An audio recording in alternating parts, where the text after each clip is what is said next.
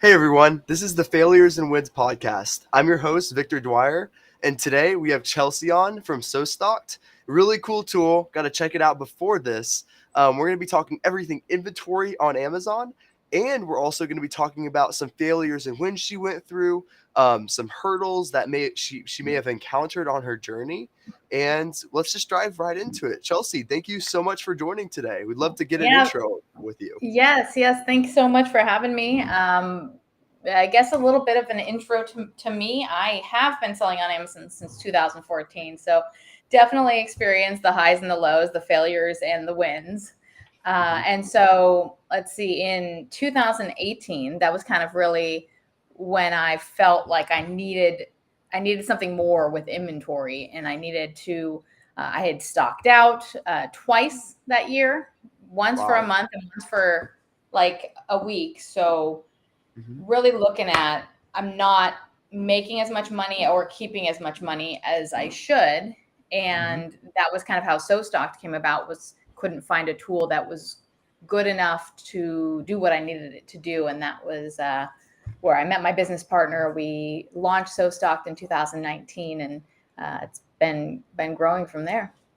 I with my clients, I honestly before COVID, inventory really wasn't that big of a deal because my clients could ship in 20,000 units of the thing, and all they Mhm. had to worry was that storage fees, and that was it.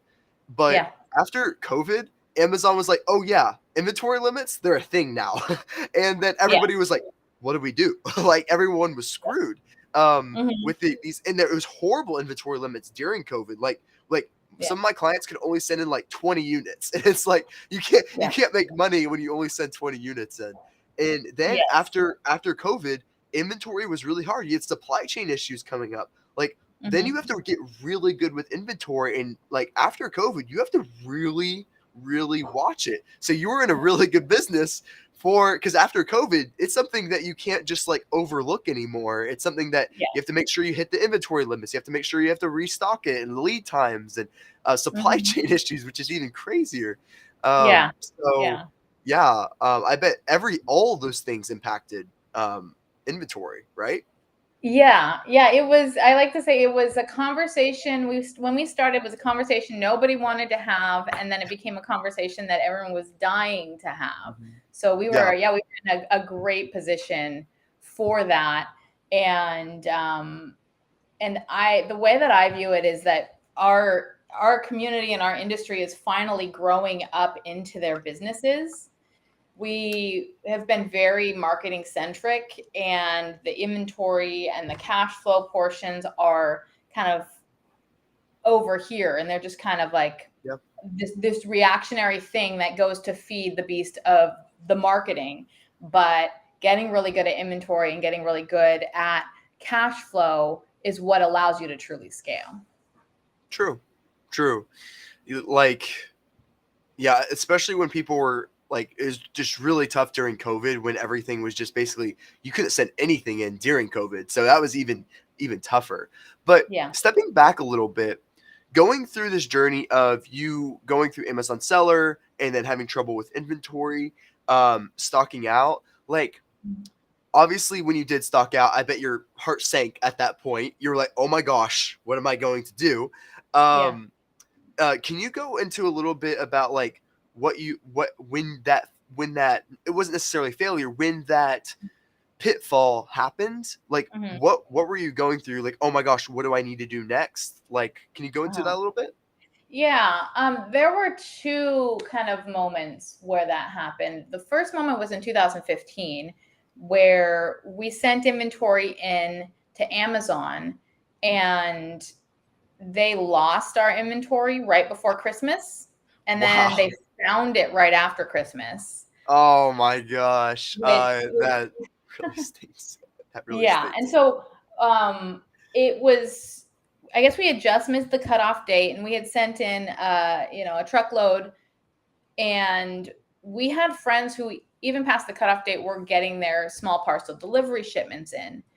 But we had sent everything via truck, and it was basically just sitting there. And that was when I kind of adopted what I call the golden rule, which is don't let anybody have all your stuff. that was kind of like that first thing of, okay, number one, don't let anybody have all your stuff.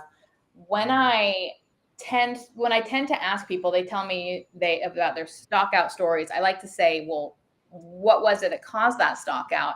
And the majority of time, I mean, it's nowadays there's a lot of supply chain stuff, but the majority of time is I gave all my stuff to someone, Yeah. Amazon, or you put all your stuff on a boat and it got stuck at port, whatever it is, it's that you don't have your inventory in enough places where you could deploy them if the other option goes wrong.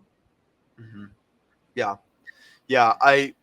Being diverse. So that was a big lesson on basically not having all your eggs in one basket and Yeah. having maybe multiple vendors, multiple distributors, and things like that to make it where all your eggs aren't in one basket to basically have some diverse thing. But sometimes that can be expensive when it comes to um, using different, like having all those things segmented in a different Mhm. way. It can get confusing and Yeah. also expensive. What is your way around that?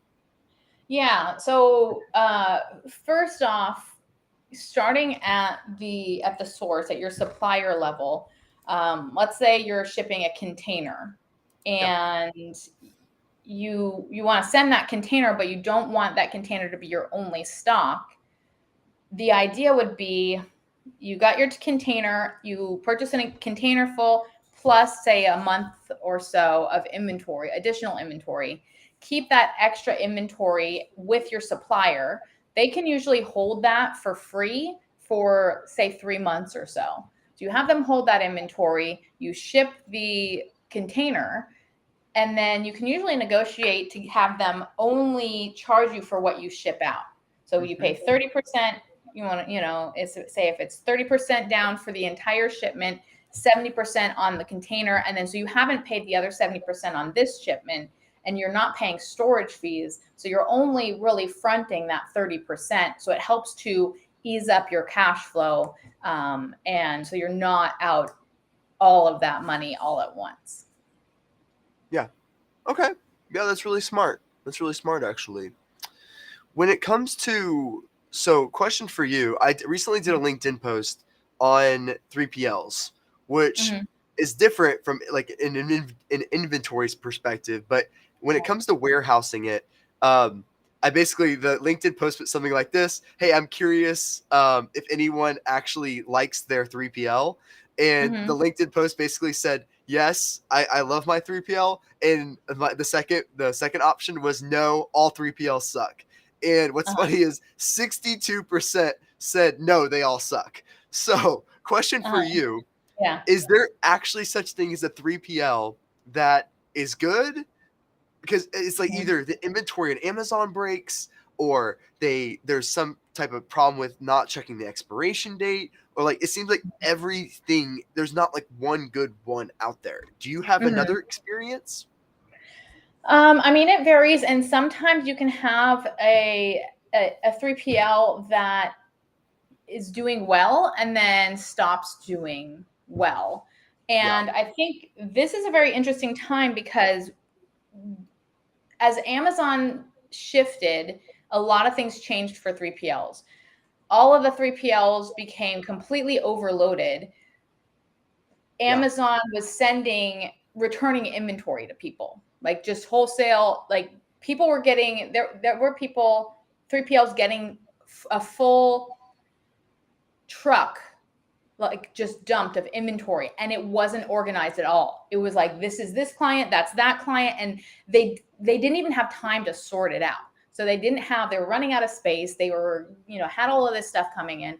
And so the 3PLs have had a real hard time being able to organize. A lot of them have caught up to that, but they still don't have availability, because the other thing that was happening is that Amazon was buying up all of the warehouses around, like California. My friend had tried to buy another warehouse in California or rent one, and Amazon had already placed a bid on it. And so he Wow. has not been able to expand. And so that's why a lot of these 3PLs have a real hard time with what they're doing. And so it's really has to do with, you have to go and get referrals from people. You can't just look at what's the cheapest price, because if someone doesn't have their stuff together, they're going to, your stuff is going to be late. So that's one of the issues. The other issue is that some of these companies started to create FBA portions of or FBM portions of their business. So they have, replenishment to Amazon, and then FBM, fulfillment. And during the holidays, when that fulfillment, which they had just recently added, got busy, they hadn't staffed up enough. And so they had to get that stuff out. So the replenishment stuff got pushed to the side. So that was a problem that developed as well. And when you're talking to a 3PL, you should really start diving into asking those questions of, do you have, both of these services? How do you handle that? Because it might be good for you to go with one person who is, just doing FBM fulfillment, and one company that's doing replenishment, and keep those separate unless they can tell you what their hiring and training strategy is going into the fourth quarter. So if you were, I know this is unfair to say, but if you were to rank 3PLs, like, I think the most one I've ever had success with is probably Deliver's, the closest thing, even though there is a lot of crap happening there. Yeah. That's probably my highest one right now. What is your top three that if any general person were to recommend, like a 3PL, what is your top three? I mean, yeah, that's kind of very personal. We personally use Hanu worldwide. They're in Pennsylvania, so it's getting a little bit harder to find something in California. HubDub is good. I know Eddie Levine. He really knows his stuff, and so he would be a good resource. And then off the top of my head, I'm blanking on this other one. I'll have to pull it up and send it to you to post, or I can comment on the links. But they have a system where they basically rent available space in different warehouses across the country, and then they're able to distribute your stuff, kind of similar to the way Amazon does. So I'll have to pull up their name. I forget their name offhand. But there's really good reviews with them too, with some of the people that we work with. Cool. Yeah, that's great. Okay. Yeah, that's helpful. And then so as you probably went through this entrepreneurial journey with everything else, did you find, for example, for me, I'm personally horrible at graphic design and copy. So I am awful. Like if I were to write anything longer than 2 sentences, I have enough skills to write a LinkedIn post, which is like 2 sentences. Anything after that, it looks like a 6th grader wrote it. Like, I'm just going to be 100% honest. So that is one of my biggest weaknesses. I communicate via words and via video very, very well, but through anything text-based, horrible. Copy-based, horrible. So question to you, is there anything that when you went on this journey, you said, wow, this is something I either need to work on or something I need to delegate to someone else because I'm not that good at? Is that like your weaknesses and strengths you kind of went through? In my Amazon journey, you mean, in general? Yeah, just in general, or your Amazon journey. Yeah. So I would say my strengths are in copywriting. That's kind of the first thing that I actually ended up training on and speaking on is copywriting, and have a copywriting agency as well. But PPC, I never was really a huge fan of PPC. So that was one of those things where I was like, yeah, give it over to someone else to do. Yeah. So, which is, I think it's important to know what you're good at and what you're not. Also, customer service, it just stresses me out, so I give that to my husband. Yeah, I'm not a big fan of customer service either. I do love like engaging with people, but only when it's in a positive way. If it's more of a yelling experience, I'm like, I'll probably pass on that. Yeah. It was actually, it worked out well because for the first 2 years of SoStocked, I did all of the onboarding calls, Okay. and my partner Dan did all of the help desk tickets.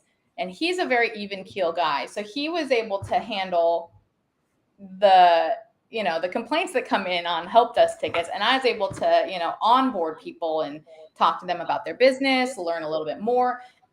And the thing that happened over those 2 years is we were able to get direct feedback from hundreds of sellers to be able to improve the product and build personal relationships, so that we felt like there was a partnership, there's a vested interest in Mhm.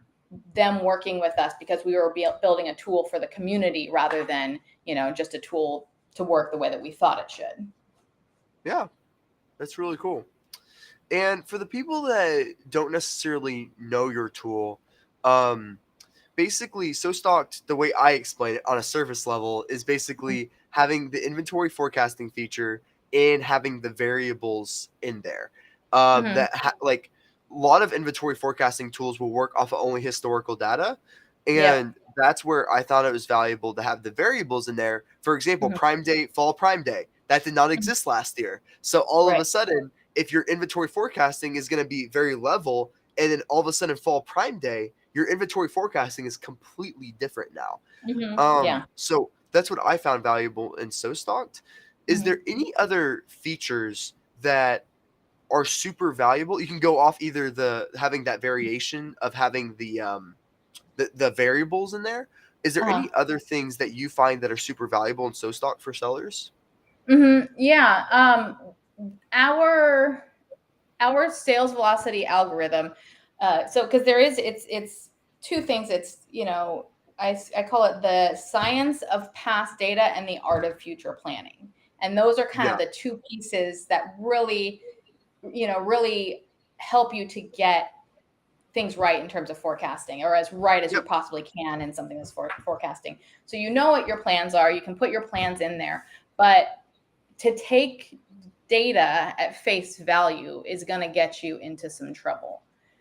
We Yep. look at, the fact that, like, I was actually working with someone, a wholesale seller, early on, and he had competing software to SoStocked, and it was giving him one piece of data. He made a spreadsheet for his best sellers because he had a large catalog, and for his best sellers, he said, I need to use, this is not accurate enough. I keep stocking out. Get this spreadsheet. Use the spreadsheet, still stocking out. So he's got two different pieces of forecasting systems that are both still causing him to stock out. Came into SoStocked, took a look at SoStocked, and he was like, that's ridiculous. That's not my velocity. That's way too high. Yeah. And one of the software was saying 8 units a day. The Excel spreadsheet was saying 10 units when we were saying 15 units a day. And Wow. when you start to like unpack, so you have the same data, but it's how it's being processed. And one of the big pieces that is missing is a lot of these tools look at, did you have inventory? And they look at, and you can get historically from Amazon, did you have inventory? Got it. Yeah. So that's what I they're looking Yeah. at. But then there's this other factor of, well, what if you stocked out, and you were used to 100 sales, and then you went down to like 15 sales right before you stocked out? Amazon found that one unit that one time during the stock out, and then they count that as an in-stock day. And then let's go back in stock, and we sell 10 units, and we count that as an in-stock day. And so those are the numbers that when you put it into like a 30-day average is going to completely destroy your sales velocity, your actual sales velocity. So we adjust it and call it a daily adjusted velocity. And it's adjusted for sales Mm. spikes, meaning if you had a huge sales day because some influencer mentioned you somewhere, and then that's not going to happen next month. Or if you had the stockouts, especially if you had a very low sales day before the stockout, or even if you have a suspension. Because if we're looking at, did you have inventory? You had inventory during your suspension, but you didn't have a live listing. So if you're not looking at all of those variables, the numbers will be very wrong, and it'll cause you to place an order based on the wrong sales velocity. Yeah, that makes a lot of sense. That's really smart actually, because I think that's how most people look at it, is their daily velocity when over the last few days, but they might have like that one day unit would just completely throw everything off. Mm-hmm. So that's really smart that you were able to count. And then once you pair in TikTok influencer stuff, like I've Mm-hmm. had clients that literally Right. got $20,000 in sales increase in one day from a Yeah. TikTok post that went viral. So Yeah. That's like I bet TikTok you made me hearing buy that it. is like, oh my gosh, that's horrible. Yeah. It's like the Yeah. worst thing ever, Yeah. inventory planning wise. Yeah. But yeah, Exactly. that's amazing that you're able to account for all those variables. There were Mhm. so many options that you could have had in there that like could easily increase or decrease sales velocity. So that's really Mhm. amazing that you're able to calculate that and look at it past that 90-day window. You go more than to that 180-day window, and even Mhm. further than that sometimes. Yeah. Um, Looking at last year's sales. Yeah. yeah, that's really amazing. Is there um is there any feature or anything else that like any other feature within SoStocked that you find extremely valuable Mhm. within there other than the forecasting feature? Yeah. I mean, this part is kind of in the forecasting feature. There's a couple of different things. One that I feel is the unsung hero of the tool is called the inventory timeline, because it gives you a rundown of your daily sales, what is going to happen, when you need to transfer in, when you're going to have a planned sale. And Yeah. people who are not numbers heavy, they don't like Excel spreadsheets. That helps to really visualize and kind of foresee, why is it telling me that I'm going to stock out, or why do I need to order more inventory? You can actually see it on there. So that's a little bit of a perk. There are, of course, other features, but that I think Mhm. is pretty valuable.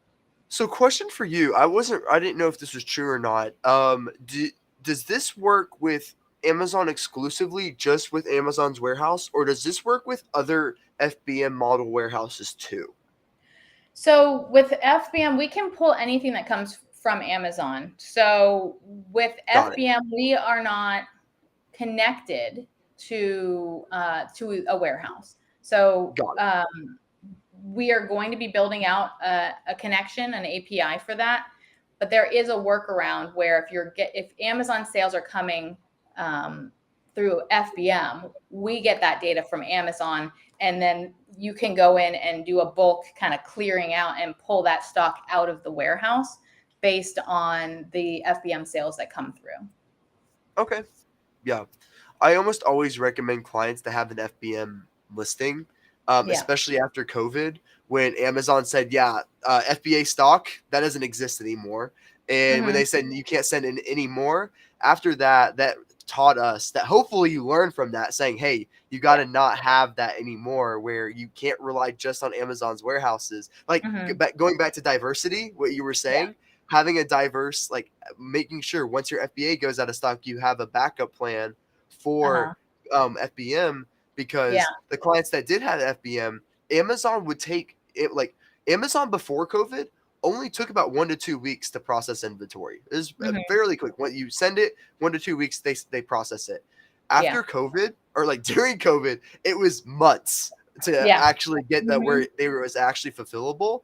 Yeah. And like if you did not have FBM in place, you lost sales for a whole month. It's like Hmm. horrible what Yeah. they went through. So I almost Mhm. always have a recommendation to have some type of FBM strategy in place for all your products. It Mhm. it's annoying. It's annoying on the back end to do, but Yeah. at the end of the day, it's so worth it to do that, because Mhm. you could be screwed at one point if you're not diverse enough on your FBA to FBM strategy. Yeah, exactly. Yeah, and one of the to your point about Amazon taking forever, and there's still some of that, as you know, as I did a poll as recently as April, where people were finding 2 to 4 weeks of check-in time, and I'm foreseeing that's going to be something that happens yet again.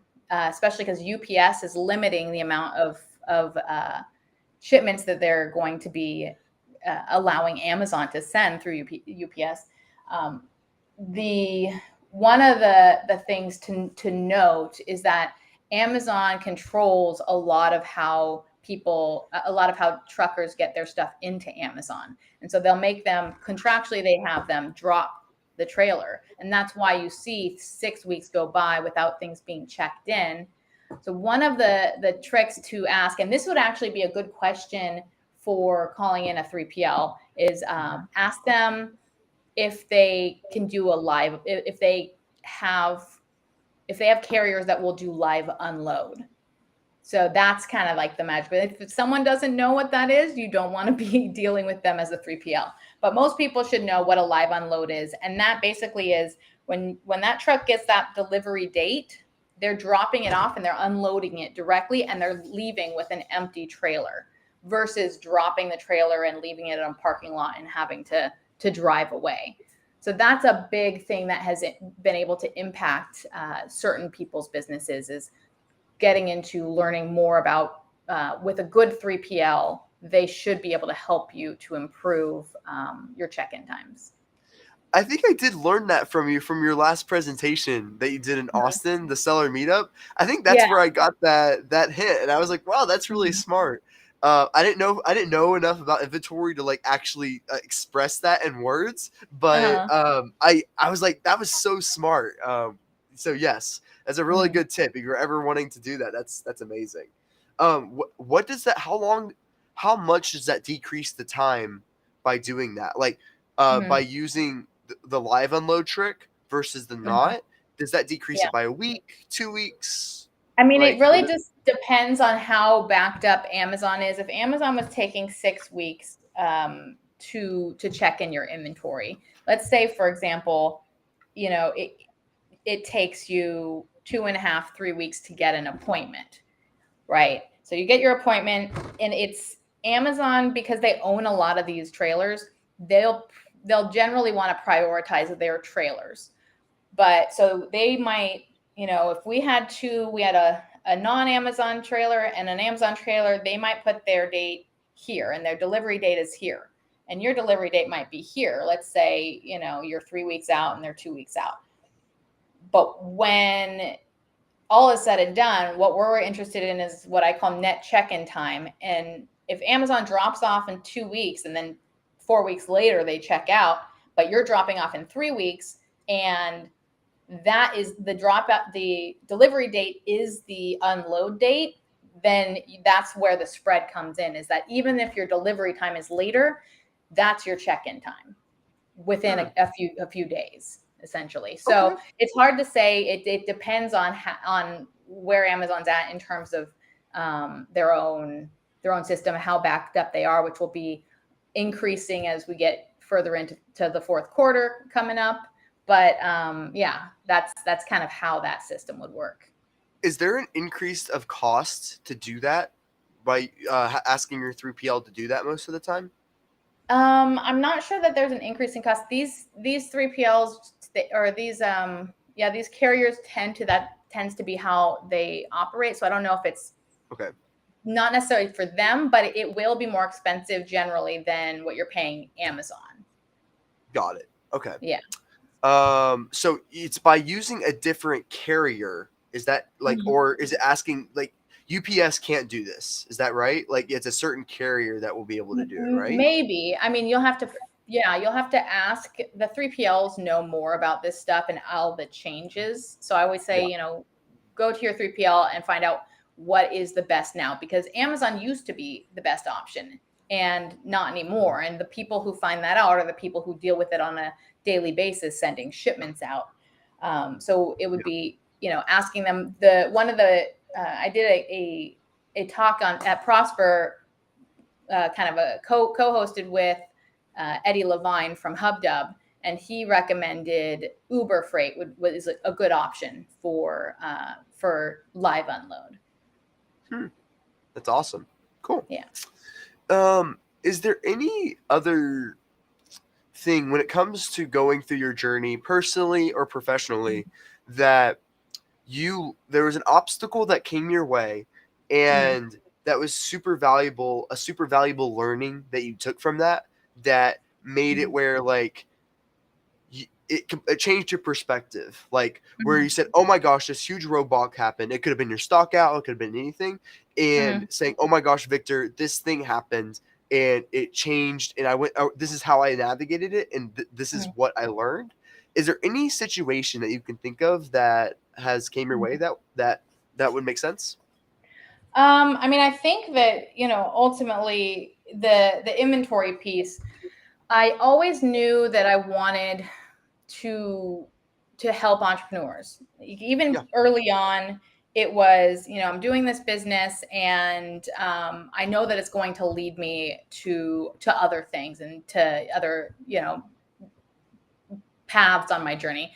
yeah, And it was really, so I was talking, helping entrepreneurs, and my husband and I, we tended to be doing more helping of entrepreneurs than, we were more passionate about that than our own business. yeah, So when I had the inventory stuff come up, and I was really looking at, how can I fix this? I really immersed myself in inventory. It became the only thing that I was doing practically. It took so much time. Started looking for tools, and then started really just asking around. And I think that was a big aha moment for me, was, you know, as an entrepreneur, you're always like, I wish I could find that thing. I wish if there was like a thing that people needed and I could just think of it. And, yeah, and we tend to like want to do that. And it was one of those instances where I was asking around, what are you using? And they kept saying, everyone I asked was, we've tried everything, nothing works right, we're back to spreadsheets. And for me, that was kind of like the aha moment. mhm, And so I said, okay, well, I went to a friend of mine. I said, hey, can you build this into your software? Because he owned an Amazon software and he didn't want to. So then I was like, okay, well, I'm just going to have to build it. And then I ended up 2 weeks later meeting my business partner.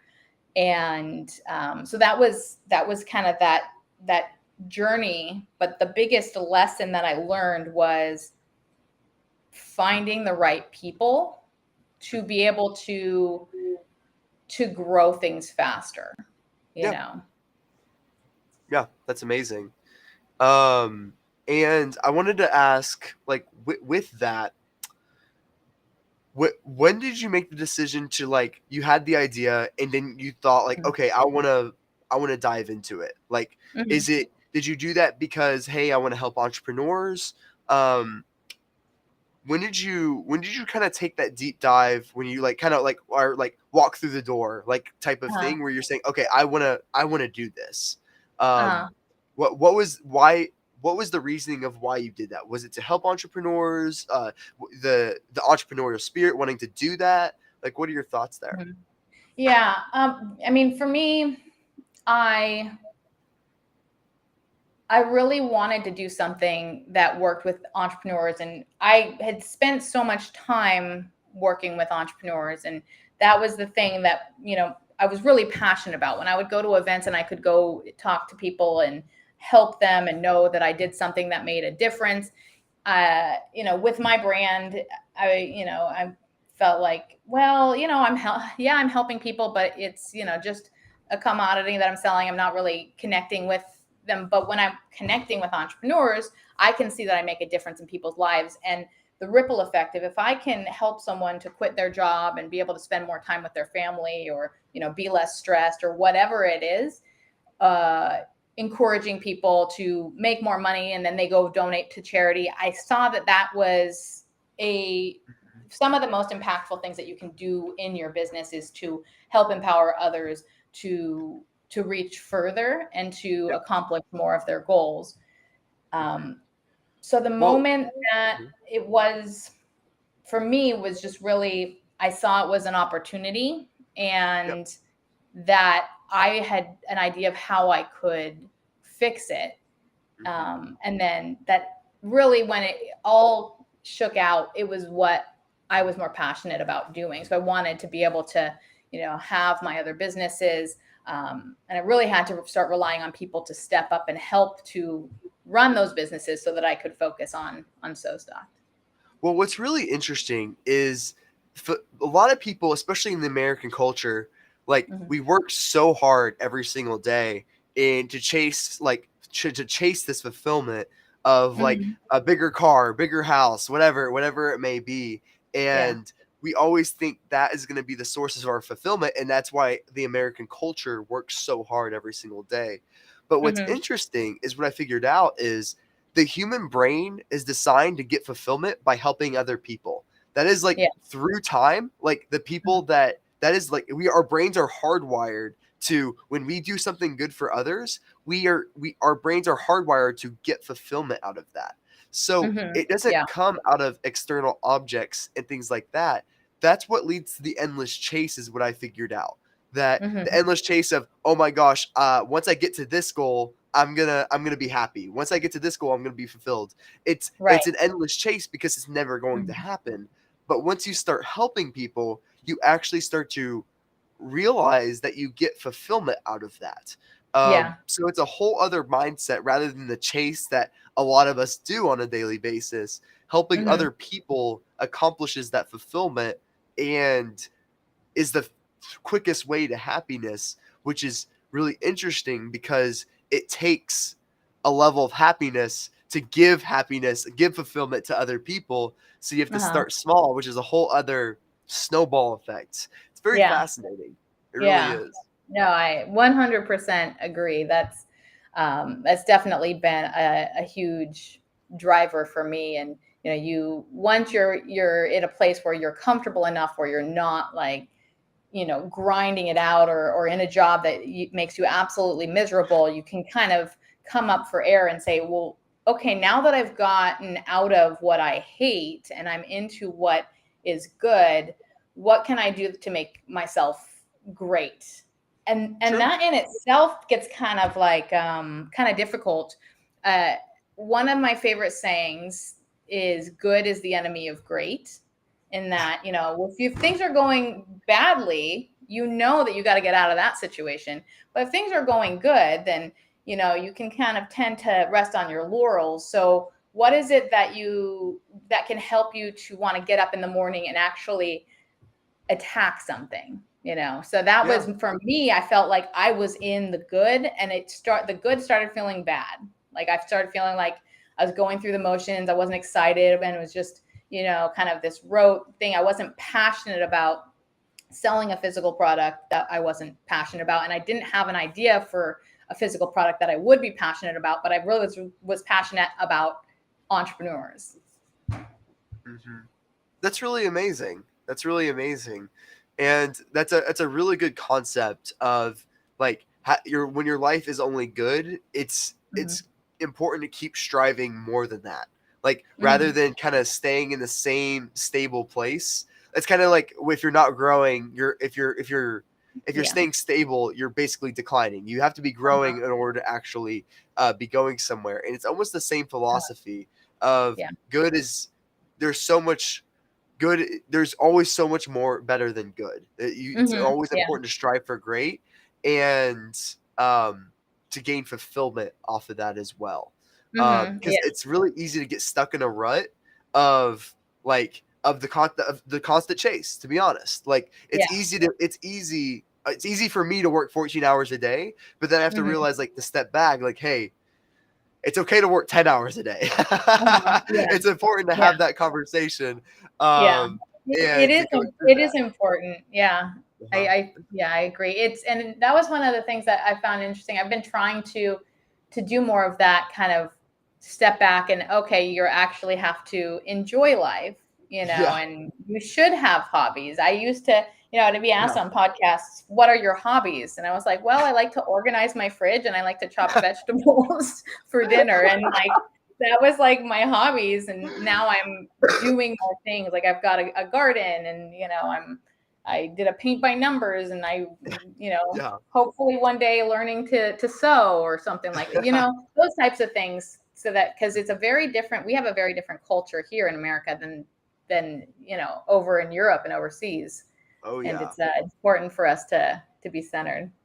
And like I used to work 14 hours a day, and if I worked anything less than that, I would actually Mhm. criticize myself and saying, "Hey, like why Yep. why did you not like you got to be working toward your future. You got to be doing something. Yeah. And then I had a realization moment of that my future self is going to eventually regret working 14 hours a day and saying I didn't do enough fun stuff. Yeah. And I actually realized that I'm hurting my future self by working Mhm. 14 hours a day. Yeah. And that's when I started doing one fun thing a day, whether it's volleyball, whether it's country dancing, whether it's rock climbing, whatever it may be. I always do one fun thing a day. Yeah. And I had to have a conversation with myself saying, "Hey, instead of 14 hours a day, I'm going to work 10, sometimes 9 if I'm feeling like frisky on certain days." um, Yeah. uh, but that was important conversation to have with me, so that way I have that one fun thing per day, and it keeps it where that balance of my present self and my future self are in a better balance, because my future self would Mhm. always win the battle saying, hey, you got to be Yeah. working toward your future, and Yeah. that's it 14 hours a Mhm. day just working toward your future. That's all you should care about. Yeah. But once you realize that, and you actually allow your present self to win, sometimes saying, hey, I'm Mhm. doing this because it makes me happy right now. And Yeah. that Yeah. was a whole weird concept for me. It's like, what, like, why would I Mhm. eat that piece of cake? It's just gonna make me fat. And they're like, wait, it's good to actually eat the cake because I'm gonna gain pleasure for a few seconds and be happy Mhm. in that exact second. So Yeah. it's that balance of that present and future self. It's really hard to come Yes. by. Yes. Exactly. I had that problem, in the future, someday I'll be happy when, and you have Yeah. these ideas of these things that you've put in front. And once you get to those points, you'll be happy. And then those points happen. And then you're like, oh, well, that didn't feel the way that I thought it would feel. So we got to keep pushing. We got to keep going. And, life is the journey, you're in it right now. Yeah. Yeah, 100%. And you're so right about the American culture and European culture. I swear, like, Europeans don't even work. Like, when it comes to, they talk about their, it's not fiesta, it's like some siesta, some kind of word, but Siesta. basically siesta, Yeah. like the midday nap or whatever it may Yeah. be. Um, Uh-huh. that is so foreign in American culture Mhm. that like, it's like something crazy that most Americans, like 75 plus, don't use up all their vacation time. The 2 weeks that they do get, Yeah. they almost none end up using it. And the ones that do take vacation, 50% or more usually work on their vacation time. It's like that's how crazy Americans are, as Yeah. like we have to have that work. Um, and the last podcast, I realized we actually get an identity with our work, and Mhm. we that becomes a part of us. And once we go through these failures, we realize that, like, for example, if we get fired, or we leave our jobs, our like, we leave our entrepreneurial journey, whatever it may be, we realize that our business, our work, is not who we are. That's why when Mhm. you get fired, you're like, oh my gosh, you're not shocked about being fired. You're shocked because you just lost your identity of who you are.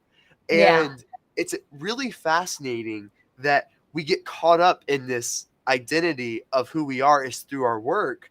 But Mhm. you have to take a step back sometimes and realize, hey, like, I'm Victor Dwyer. I am separate from whatever is happening, Mhm. which I Yeah. still struggle with, by the way. I still work, like, I still work 12 hours a day. So I am Yeah. not like this guy that works, that doesn't work. I'm not saying Yeah. that, but I Yeah. do try to have Mhm. fun in the present. Try. Mhm. Yes. Yeah. Yeah, Yeah. exactly. Cool. And Chelsea, is there anything else that you wanted to make sure that you communicated today, or any other subject, whether it's inventory related, if Mhm. it's entrepreneur related, Mhm. that you want to make sure you covered today? Um, I mean, I guess I could bring up uh the concept of one of my favorite books that I have read. I don't know. It seems like it's a common book that a lot of people have read, but then I'm surprised that there are a lot of people that haven't read it. And it's called The One Thing. I don't know if you've heard of The One Thing. I have it. Okay. So The One Thing was written by one of the founders of Keller Williams Realty, Okay. the Yeah, real estate I know them. company. Yeah. So one of the things that he discovered is that he would tell his executive team, what are the 5 things we're going to do? 5 things. And then next week would come by. None of them would get done. Okay, what are the 3 things we're going to do? None of them would get done. 2 things. These are the 2 things. Next week, these have to have been done. Didn't get done. So finally, he cut it back to what is the one thing that we're going to do? And that finally got the thing done. So that's something that I think becomes very, very important. Is he said you have to frame it in the way of what is that one thing that you could do such that by doing it, everything else becomes easier or unnecessary. And although it's not always possible to kind of clear that space to make that happen, that's something that I've tried to adopt in some ways of what's the initiative that we have to focus on right now that's gonna change things. And sometimes it feels like it's a step back, but sometimes you have to step back to step forward. Maybe it's organizing your business and we think we've got to go, but if we don't get the structure in place and assign people, to specific KPIs and get people delegated and those types of things, if we do everything ourselves and we don't focus on that, for example, delegating, that would be the one thing, I remember that was the one thing in my instance that I never would do it, but that made everything easier or unnecessary. And so that's kind of one of those things that I think every entrepreneur should know. They've got all of these emails coming in and all of these videos and everything telling them you need this, no, you need that, you need to sign up for this course or that, or your problem is that you're not doing Facebook ads, or your problem is that your PPC sucks. Figure out what is that one thing for you, get really good at that one thing, and then move on to the next thing. That's awesome. Yeah, that's really great. That's really smart when it comes to, rather than focusing on a lot of different tasks, like really focusing on why to accomplish those tasks and saying what is the most important. That's really fascinating, actually. Something I need to probably adopt. I usually work on 17 different things all at once, so Yeah, I me probably too. have a few That's things to why. learn with that. Yeah, that's why I try to remind myself of it, because I'm one of those people as well. So it's there's a similar concept called context switching, and there have been studies done where I'm not sure what percentage of the time, but when you are switching from one thing to another, it takes you a certain number of minutes, and it's not a small amount of minutes, to actually get yourself back into what you were doing. So if you're constantly switching to all these different things, you're actually becoming less productive because you have to reframe that task for yourself each time. Yeah. And it's even more difficult as an entrepreneur because you're doing like 17,000 tasks of like bootstrapping certain things that need to be done. And so yes, yes, 100% on that. But yes, doing everything at once. I'm going to try to accomplish one task at a time. We'll see how long that gets me. Yeah, the perfection of whatever and the reality of life, or whatever that saying is. Yeah, yeah, exactly. So Chelsea, thank you so much for coming on. That's all we have time for today. Chelsea, please tell them how to find you, how to find SoStocked and everything else. Oh, and please announce your exciting news with SoStocked as well. Sure. So yeah, you can reach me at SoStocked.com/connect. We have a demo of SoStocked there. You can connect with me. You can find my socials. And then we also have a bunch of free tools. There's a link to our free tools on that page. And then direct link to the free tools is SoStocked.com/tools. And as far as the exciting news, we have been building SoStocked from, we launched in 2019.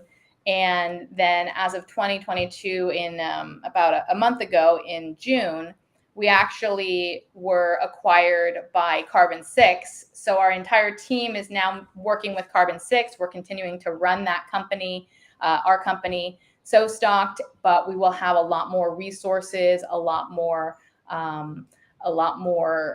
ability to develop tools faster. We're going to be going into profitability tools, cash flow tools, and we'll really be able to do a lot more, a lot faster. That's awesome. That's super exciting. I know, like, I know a lot of people that got within Carbon 6.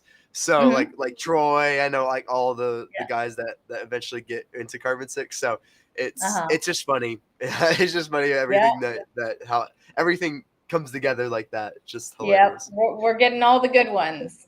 Yeah. Mike Zagari just announced. Mike Zagari from PPC Entourage. They just announced him. I've known for a while that he was joining, and we've been working together within Carbon 6. But yesterday was the day that they officially announced that PPC Entourage joined Cool. the That Carbon is 6 really family. exciting. Yeah. Cool. Thank you so much. Thank you so much for coming on. Thank you everyone for listening.